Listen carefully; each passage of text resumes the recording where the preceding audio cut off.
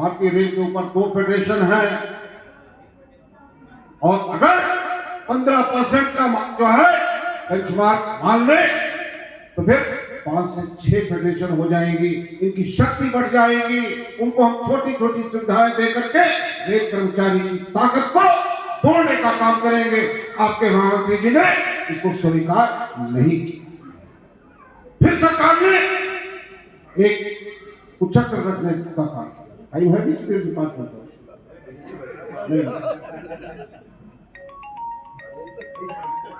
सरकार ने फिर एक उच्चक रखने का काम किया और उसके बाद नए लेबर कोड को ले आई पार्लियामेंट में। नए लेबर कोड को मैं बहुत विस्तार से चर्चा नहीं करना चाहूंगा क्योंकि मैंने 5 ही मिनट का समय मांगा, कर सकता, लेकिन सार उसका जान लो। सरकार ने कहा कि अब उद्योगों के अंदर यूनियन बनाने के लिए हम बड़ी उदारीकृत नीति ला रहे हैं। जहां पर भी 100 कर्मचारी काम करते हो वहां यूनियन बन सकती है, लेकिन यूनियन की मान्यता कब मिलेगी जबकि उसको 51% मत प्राप्त हो।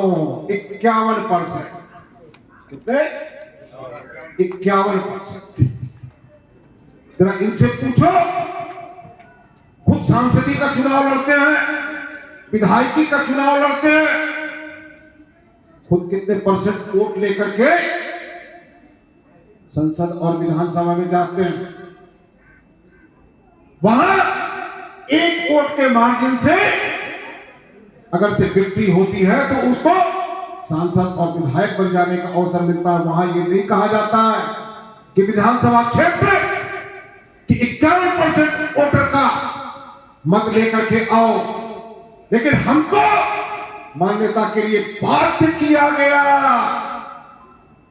कि 51% वोट लेके आओगे तो मान्यता। ये ऑल इंडिया रेलवे फेडरेशन की, नॉर्दर्न रेलवे की रैंक एंड फाइल है। ये आप साथी हैं जिन्होंने बाबा जगन्नाथ की नगरी में ये संकल्प लेने का काम किया कि 51% को छोड़ो, अब की बार 70 के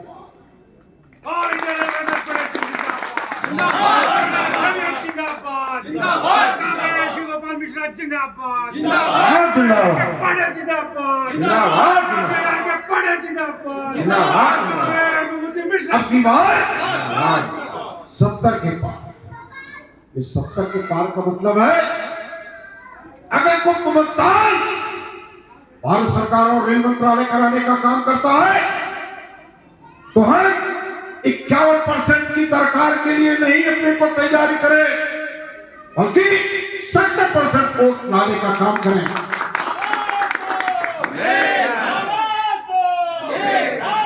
और अगर 70% की आपकी तैयारी होगी तो फिर दूसरी कोई यूनियन भारतीय रेलों के ऊपर आ नहीं सकती। फिर आपकी चाहे एनपीएस की मांग हो, चाहे 18 महीने का बकाया डीए और टीएमएस रिलीज का मामला हो, चाहे चाइल्ड केयर लीव में दूसरे साल 20% की कटौती का मामला हो, चाहे एडीसी ओपन टू ऑल का सवाल हो, ये मसले अपने आप हल हो जाएंगे। और इसके लिए ही आपके महामंत्री जी ने पूरी तैयारी करना चाहिए। साथ ही हमारे केंद्रीय कोषाध्यक्ष मनोज श्रीवास्तव जी रिटायर भले हो जाएंगे रेल सेवा से 31 जनवरी को, लेकिन इनके लिए साथी घनश्याम पांडे, हमारे साथी यन पाठक, एसी श्रीवास्तव बैठे, आनंद भाई तो खैर कभी रिटायर होंगे ही नहीं रेल से, कम से कम जब तक मैं हूं। प्रभाकर भाई हैं, इनके सबके लिए भी बाकायदा एक रिटायर्ड लोगों का ऑल इंडिया फेडरेशन बनाने का काम इसी जनवरी महीने में संकल्प लेने का काम किया है। तो इन साथियों की सेवाओं को हम लोग लेने का काम करेंगे और अपने उस संकल्प को पूरा करने के लिए युवाओं को, महिलाओं को, रिटायर्ड कर्मचारियों को, सभी लोगों को जोड़ने का काम करेंगे। साथियों, ये सब काम करने के लिए हमको एक एक अपने कर्मचारी को ट्रेड यूनियन एजुकेशन प्रोग्राम के माध्यम से, डेलीगेट्स कॉन्फ्रेंस के माध्यम से, कैटेगोरिकल कॉन्फ्रेंसेस के माध्यम से जागरूक करना होगा। तैयार बहुत बोल रहा है भैया। और अगर से आपने इसके लिए पूरी तैयारी कर ली, कमर कस ली, तो निश्चित तौर पर भारत सरकार झुकेगी, आपकी ओपीएस की मांग भी पूरी होगी और आप 70 के पार भी जाने में सफल होंगे। मैं रेवेन्यू शाखा को आपके इस कार्यक्रम के सफल आयोजन के लिए बधाई देते हुए अपनी बात को समाप्त करता हूँ।